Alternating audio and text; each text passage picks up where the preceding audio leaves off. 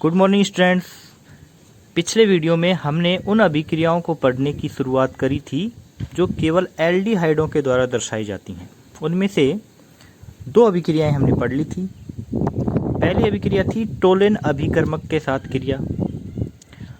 Tollens अभिकर्मक क्या होता है? अमोनीकृत सिल्वर नाइट्रेट का विलयन टोलेन अभिकर्मक होता है। जैसे ही टोलेन अभिकर्मक में एल्डिहाइड डालते हैं, रजत दर्पण का निर्माण होता है, जिससे ये कन्फर्म हो जाता है कि दिया गया अभिकर्मक क्या है? एल्डिहाइड है। दूसरी अभिक्रिया थी फेलिंग विलयन के साथ अभिक्रिया। फेलिंग विलयन दो तरह के विलयनों का मिश्रण होता है, फेलिंग विलयन ए और फेलिंग विलयन बी। जब फेलिंग विलयन ए यानी कि कॉपर सल्फेट का जलीय विलयन और फेलिंग विलयन बी यानी कि रोसेट लवण का NaOH में विलयन को बराबर मात्रा में मिलाते हैं तो एक गहरे नीले रंग का विलयन प्राप्त होता है। और जब उस विलयन में, उस मिश्रण में एल्डिहाइड डालते हैं और गर्म करते हैं तो लाल अवक्षेप प्राप्त होता है, जिससे एल्डिहाइडों का निश्चयात्मक परीक्षण किया जाता है। ऐसा ही निश्चयात्मक परीक्षण या ये कहें एल्डिहाइड की अभिक्रिया है सिर्फ अभिकर्मक के साथ क्रिया। सिर्फ अभिकर्मक क्या होता है? रोजेनिलीन हाइड्रोक्लोराइड का जलीय विलयन गुलाबी होता है। जब इसमें SO2 गैस प्रवाहित करते हैं तो विलयन रंगहीन हो जाता है, जिसे सिर्फ अभिकर्मक कहते हैं। तो इस अभिक्रिया में मुख्य बात यही है कि सिर्फ अभिकर्मक किसे कहते हैं, यही क्वेश्चन बनता है इस अभिक्रिया में से। और वो क्या होता है? जब एनिलीन हाइड्रोक्लोराइड रोजेनिलीन, देखिए रोज पिंक कलर का होता है, इसलिए ये रोज से ही लिया गया है। ये रोज पिंक कलर के लिए यहाँ लिखा गया, बाकी कोई केमिकल नहीं है। इसको एनिलीन हाइड्रोक्लोराइड भी बोल सकते हैं, यानी कि एनिलीन और हाइड्रोक्लोराइड के मिश्रण में SO2 गैस प्रवाहित कर देते हैं तो जो विलयन प्राप्त होता है वही सिर्फ अभिकर्मक है। अगर डायरेक्ट याद रखना चाहें तो हम कैसे कहेंगे? एनिलीन क्या होती है आप सबको पता है, ये है एनिलीन, HCl और SO2 गैस के मिश्रण से जो विलयन प्राप्त होता है वही क्या है? सिर्फ अभिकर्मक है। तो ये तो याद रख ही सकते हो, कौन कौन से केमिकल मिलाए तो सिर्फ अभिकर्मक का निर्माण हुआ। इन दोनों का मिक्सचर गुलाबी रंग का होता है और जैसे ही इसमें SO2 गैस प्रवाहित कर दी तो वो रंगहीन हो जाता है। यानी कि सीधी सी बात है कि सिर्फ अभिकर्मक जो होता है वो कैसा होता है? रंगहीन विलयन होता है। तो कंफ्यूज होने की जरूरत नहीं है। कुछ लोग कंफ्यूज हो जाते हैं, कुछ स्टूडेंट पूछते हैं सर पहले गुलाबी था फिर रंगहीन हो गया फिर गुलाबी हो गया, तो इसमें कन्फ्यूजन होता है। आप एक मुख्य बात याद रखो कि सिर्फ अभिकर्मक किन रासायनिक पदार्थों का मिश्रण है, और फिर ये बात याद रह जाएगी। तीनों ही पदार्थ याद रखो, एनिलीन, HCl और SO2, इनका मिश्रण सिर्फ अभिकर्मक कहलाता है। सिर्फ अभिकर्मक कैसा होता है? रंगहीन होता है। तो ये बात तो याद रख ही सकते हैं इस सीक्वेंस में। इन दोनों का मिश्रण गुलाबी होता है, उसमें SO2 गैस प्रवाहित करी तो वो रंगहीन हो गया। और जैसे ही सिर्फ अभिकर्मक में एल्डिहाइड मिलाते हैं तो वो एल्डिहाइड के मिलाने से जो विलयन मिलता है वो गुलाबी रंग का होता है। तो यही बात कही गई है बार बार कि गुलाबी विलयन में SO2 गैस प्रवाहित करी, रंगहीन हो गया, और उस रंगहीन विलयन में एल्डिहाइड डाला गया तो वो फिर से क्या हो गया? गुलाबी हो गया। इससे कन्फर्म हो गया कि दिया गया या लास्ट में जो विलयन डाला या केमिकल डाला वो क्या था? एल्डिहाइड था। ठीक है, इसीलिए इसकी अभिक्रिया यहाँ इतनी महत्वपूर्ण नहीं है। एल्डिहाइड की अभिक्रिया सिर्फ अभिकर्मक से करवाने पर गुलाबी रंग पुनः प्राप्त हो जाता है। ठीक है, ऐसी ही एल्डिहाइड के द्वारा दर्शाई जाने वाली चौथी अभिक्रिया है बेनेडिक्ट विलयन से क्रिया। ये चारों ही अभिक्रियाओं में इनके नाम ही महत्वपूर्ण हैं, क्योंकि वैज्ञानिकों के नाम के आधार पर इनके नाम रखे गए हैं। अब ये बेनेडिक्ट विलयन है, इसमें एल्डिहाइड डालेंगे तो क्यूप्रस ऑक्साइड का लाल भूरा अवक्षेप प्राप्त होगा। देखिए पहले टेस्ट याद रखो कि क्या टेस्ट है, क्या प्रयोग है बेनेडिक्ट विलियन के साथ एल्डिहाइड का। आपके पास बेनेडिक्ट विलियन है, उसमें जैसे आप एल्डिहाइड मिलाओगे लाल भूरा अवक्षेप आएगा, तो ये कन्फर्म हो जाएगा कि आपने जो मिलाया था वो एल्डिहाइड ही है। ठीक है। अब दूसरी बात आती है कि बेनेडिक्ट विलियन क्या है। Copper sulphate plus sodium citrate. इसकी संरचना की तो ज़रूरत नहीं है आपको, क्योंकि ये एग्जाम में नहीं पूछी जाती, फिर भी मैंने नीचे लिखी हुई है। जो सिट्रिक अम्ल होता है उसी का सोडियम लवण सोडियम साइट्रेट कहलाता है। तो उसमें जितने भी COO होते हैं उनके हाइड्रोजन को हटाकर Na लिखना होता है। ठीक है। सिट्रिक अम्ल है, उसके COOH के हाइड्रोजन को हटाकर Na लिख दो, वो क्या हो जाएगा, सोडियम साइट्रेट। और सोडियम कार्बोनेट का मिश्रण क्या कहलाता है, बेनेडिक्ट विलियन कहलाता है। एग्जाम की दृष्टि से ये इम्पोर्टेंट भी होता है कि बेनेडिक्ट विलियन किन पदार्थों का मिश्रण है। अब ये जो मिश्रण है इसमें जब एल्डिहाइड मिलाते हैं और उसको गर्म करते हैं तो क्यूप्रस ऑक्साइड Cu2O का लाल भूरा अवक्षेप प्राप्त होता है। तो देखिए फैलिंग विलियन की लास्ट की जो अभिक्रिया है वही अभिक्रिया, सिर्फ एक ही अभिक्रिया बेनेडिक्ट विलियन वाली क्रिया में लिखनी है। ठीक है, ये ध्यान रखना है। तो अगर आपको फैलिंग विलियन की तीनों अभिक्रियाएं याद हैं तो मैं कह रहा हूँ कि उसकी अंतिम जो अभिक्रिया थी तीसरी वाली वही बेनेडिक्ट विलियन के लिए लिखनी है। कहने का मतलब ये है कि इस मिश्रण में आपस में अभिक्रिया होती है और क्यूप्रस ऑक्साइड का निर्माण होता है, क्यूप्रिक ऑक्साइड का निर्माण होता है, और ये क्यूप्रिक ऑक्साइड एल्डिहाइड के साथ अभिक्रिया करके क्यूप्रस ऑक्साइड में बदल जाता है। लेकिन क्यूप्रस ऑक्साइड जो होता है वो कैसा होता है, लाल भूरे रंग का होता है और अवक्षेप के रूप में रहता है। तो ये कन्फर्म हो जाता है कि दिया गया विलियन, दिया गया रासायनिक पदार्थ क्या है, एल्डिहाइड है। एल्डिहाइड किस में परिवर्तित हो जाता है, कार्बोक्सिलिक अम्ल में, यानी कि ये भी एल्डिहाइड की ऑक्सीकरण अभिक्रिया ही है। ठीक है। तो ये थी एल्डिहाइडों द्वारा दर्शाई जाने वाली अभिक्रियाएं।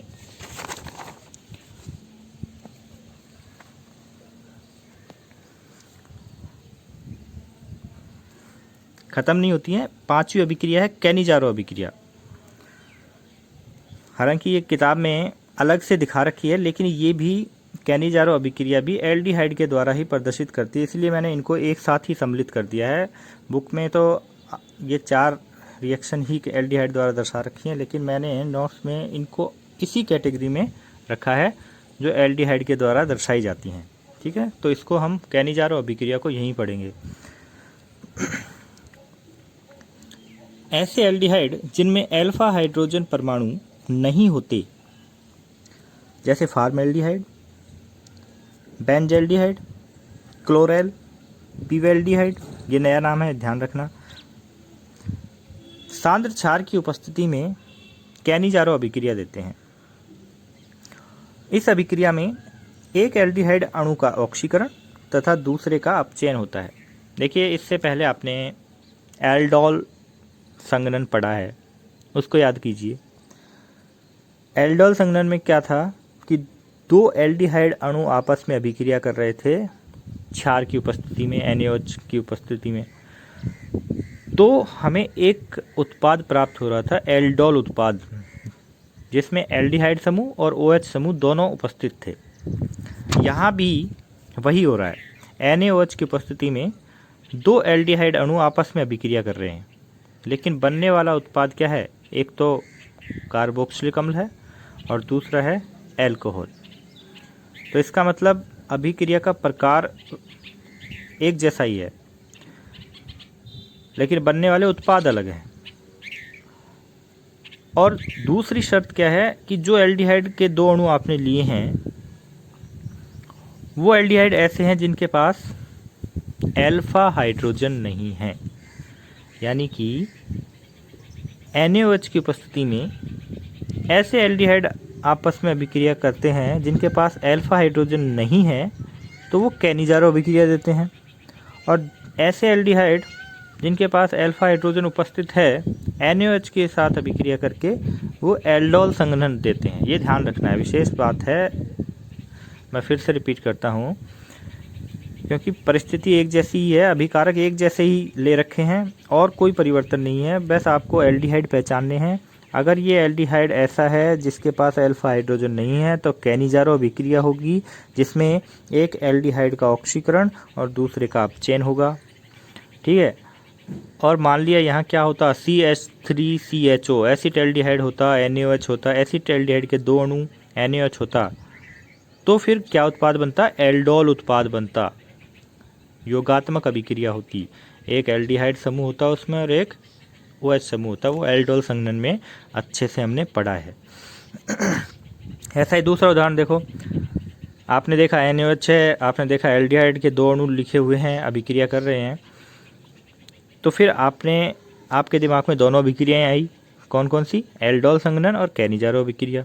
फिर आपने क्या देखा, एल्डिहाइड को पहचानना शुरू किया कि ये जो एल्डिहाइड है इसका CHO समूह का जो कार्बन है उससे जुड़ने वाला पहला कार्बन यानी कि अल्फा कार्बन जो है, क्या उसके पास अल्फा हाइड्रोजन है। अभी फॉर्मल्डिहाइड में तो कार्बन ही नहीं था, अल्फा कार्बन नहीं था, तो अल्फा हाइड्रोजन कहाँ से होगा। लेकिन यहाँ देखिए, इसकी संरचना खोलकर लिखते हैं।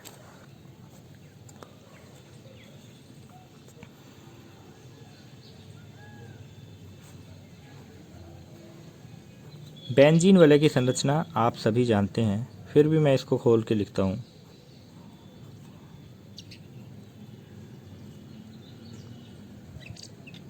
बेंजीन वलय के प्रत्येक कार्बन के पास एक हाइड्रोजन होता है जब ये बेंजीन होती है, लेकिन जब इसके साथ किसी एक कार्बन से CHO समूह जुड़ गया तो जिस कार्बन से CHO समूह जुड़ा है उसके पास हाइड्रोजन नहीं होता। यानी कि ये CHO समूह है, इससे जुड़ने वाला पहला कार्बन अल्फा कार्बन, और ये देखिए अल्फा कार्बन के चारों बंध बने हुए हैं और इस पर कोई भी हाइड्रोजन नहीं है। यानी कि एक क्या है, बेंजल्डिहाइड है और इसके अल्फा कार्बन पे हाइड्रोजन नहीं है। इसका मतलब इसके दो अणु जब आपस में अभिक्रिया करेंगे तो कैनिजारो अभिक्रिया होगी, किसकी उपस्थिति में, NaOH की उपस्थिति में। और कैनिजारो अभिक्रिया होगी तो एक अणु किस में बदल जाएगा, COOH में, और दूसरा अणु किस में बदल जाएगा, CH2OH में। यानी कि एक अणु का हो जाएगा ऑक्सीकरण और दूसरे का हो जाएगा अपचयन। लेकिन जो उत्पाद है देखिए, COOH की जगह CONA लिखा जाता है। कारण ये है कि ये अम्ल है और ये अम्ल उसी विलयन में जो क्षार है उसके साथ अभिक्रिया कर लेता है, NaOH के साथ अभिक्रिया कर लेता है, तो वो लवण बना लेता है। ठीक है, आपने COOH लिख दिया है तो भी कोई बात नहीं है, लेकिन एक स्टेप और आगे ये अभिक्रिया चलती है, इसलिए फाइनल प्रोडक्ट ही हम यहाँ लिखते हैं। यानी कि जो लवण बनता है तुरंत ही बन जाता है, CONA, यानी कि कार्बोक्सिलिक अम्ल का सोडियम लवण बन जाता है। तो ऐसे एल्डिहाइड जिनके पास अल्फा हाइड्रोजन नहीं होता, उसके दो अणु NaOH की उपस्थिति में आपस में अभिक्रिया करते हैं तो एक अणु का ऑक्सीकरण और दूसरे का अपचयन हो जाता है। ये ध्यान रखना, ठीक है। ये है कैनिजारो अभिक्रिया। इसके बाद है क्रॉस कैनिजारो अभिक्रिया। जैसे क्रॉस एल्डोल संघनन था, ऐसे ही क्रॉस कैनिजारो अभिक्रिया है। यानी कि अब की बार जो दो एल्डिहाइड अणु हैं वो दोनों ही अलग अलग होंगे, जिनमें एक का ऑक्सीकरण होगा और दूसरे का अपचयन होगा। जब दो भिन्न एल्डिहाइड अणुओं के मध्य कैनिजारो अभिक्रिया होती है तो आसानी से ऑक्सीकृत होने वाला एल्डिहाइड अम्ल बनाता है तथा फिर दूसरा अणु एल्कोहल बनाता है तथा यह अभिक्रिया क्रॉस कैनिजारो अभिक्रिया कहलाती है। अब की बार हमने लिया है, एक अणु तो लिया है बेंजल्डिहाइड का और दूसरा अणु लिया है फॉर्मल्डिहाइड का। दोनों ही अणु ऐसे होने चाहिए जिनके पास अल्फा हाइड्रोजन नहीं है। हमें पता है कि फॉर्मल्डिहाइड का आसानी से ऑक्सीकरण होता है, इसीलिए इसका ऑक्सीकरण होगा तो क्या बनेगा, HCOOH NaOH के साथ अभिक्रिया करके क्या बना लेगा, उसका लवण बना लेगा HCONA। यानी कि फॉर्मल्डिहाइड का ऑक्सीकरण होता है और इसका क्या होगा, अपचयन होगा। अपचयन होगा तो CHO समूह किस में बदल जाएगा, CH2OH में। बाकी जो जुड़ा है वो वैसा ही रहेगा। ये है क्रॉस कैनिजारो अभिक्रिया। इसके बाद है टिशेनको अभिक्रिया।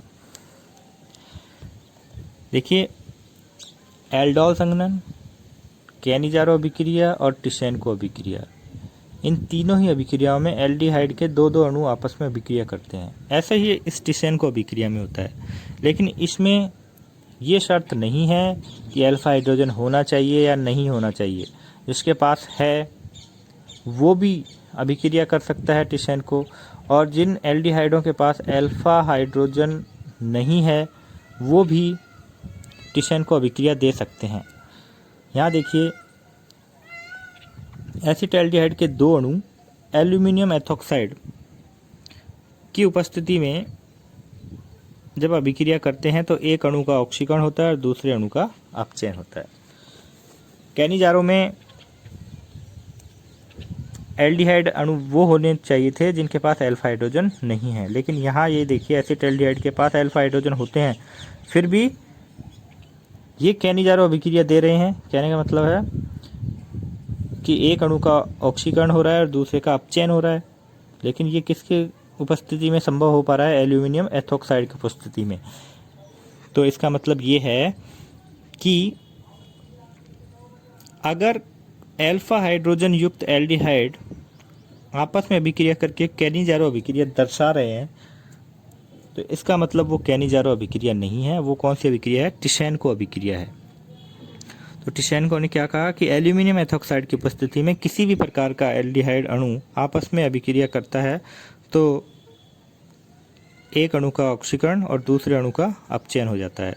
और आपको पता है कि यहाँ लवण नहीं बनता, ऊपर तो लवण बन रहे थे तुरंत क्योंकि NH के साथ अभिक्रिया कर रहा था, यहाँ पर कार्बोक्सिलिक अम्ल ही लिखा है और हमें पता है कि कार्बोक्सिलिक अम्ल अल्कोहल के साथ तुरंत अभिक्रिया कर लेता है और यहाँ से जल का अणु निकल जाता है और क्या बनता है? एस्टर बनता है। तो ये अभिक्रिया एक स्टेप और आगे बन जाती है। टिसेनको अभिक्रिया में बनने वाले उत्पाद एक स्टेप और आगे जाकर एस्टर का निर्माण कर लेते हैं। ठीक है, तो ये देखना है आपको, मेन बात यही है। टिसेनको अभिक्रिया में आने काम में जो अभिकर्मक काम में आ रहा है वो ध्यान में रखना है।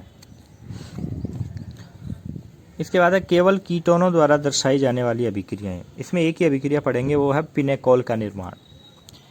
कीटोन का मैग्नीशियम अमलगम यानी कि MgHg का Hg यानी कि मरकरी का मिश्रण जो होता है वो क्या कहलाता है? Magnesium amalgam. तथा पानी के साथ अपचयन करवाने पर पिनोकोल प्राप्त होता है। पिनेकोल की संरचना आपको ध्यान में रखनी पड़ेगी। ये पिनेकोल है। और कीटोन भी एक ही तरह का काम में ले सकते हैं, वो क्या है? एसीटोन। एसीटोन के दो अणु मैग्नीशियम अमलगम और H2O की उपस्थिति में अपचयित होकर किसका निर्माण करते हैं? पिनेकोल का निर्माण करते हैं। और दो अणु इस तरह से सेट इसलिए किए हैं क्योंकि पिनेकोल की संरचना हमें दर्शानी थी। ठीक है, पिनेकोल की संरचना में क्या कैसे इसका निर्माण होगा? दोनों एसीटोन के कार्बोनिल समूह आपस में अभिक्रिया करेंगे तो इनका एक एक बंध टूट जाएगा, आपस में बंध बना लेंगे और ये जो ऑक्सीजन है जिनकी संयोजकता खाली हुई है बंध टूटने से, इन दोनों ही ऑक्सीजनों को यहाँ से हाइड्रोजन उपलब्ध करवाए जाते हैं। एक हाइड्रोजन इसको मिल जाता है, एक हाइड्रोजन इसको मिल जाता है। तो किसका निर्माण हो जाता है? पिनेकोल का। पिनेकोल क्या होता है? इसका IUPAC नाम क्या होगा? 2,3-डाईमेथिल ब्यूटेन 2,3-डाईऑल क्या कहलाता है? पिनेकोल कहलाता है। तो एग्जाम की दृष्टि से इसमें से दो तरह के क्वेश्चन बनते हैं कि पिनेकोल का निर्माण कैसे होता है, या फिर दूसरा क्वेश्चन क्या बनता है? पिनेकोल की संरचना लिखकर इसका IUPAC नाम लिखिए। ठीक है, तो पिनेकोल रूढ़ नाम है तो किसी नियम से तो बना नहीं है, इसीलिए इसकी संरचना आपको याद ही रखनी पड़ेगी।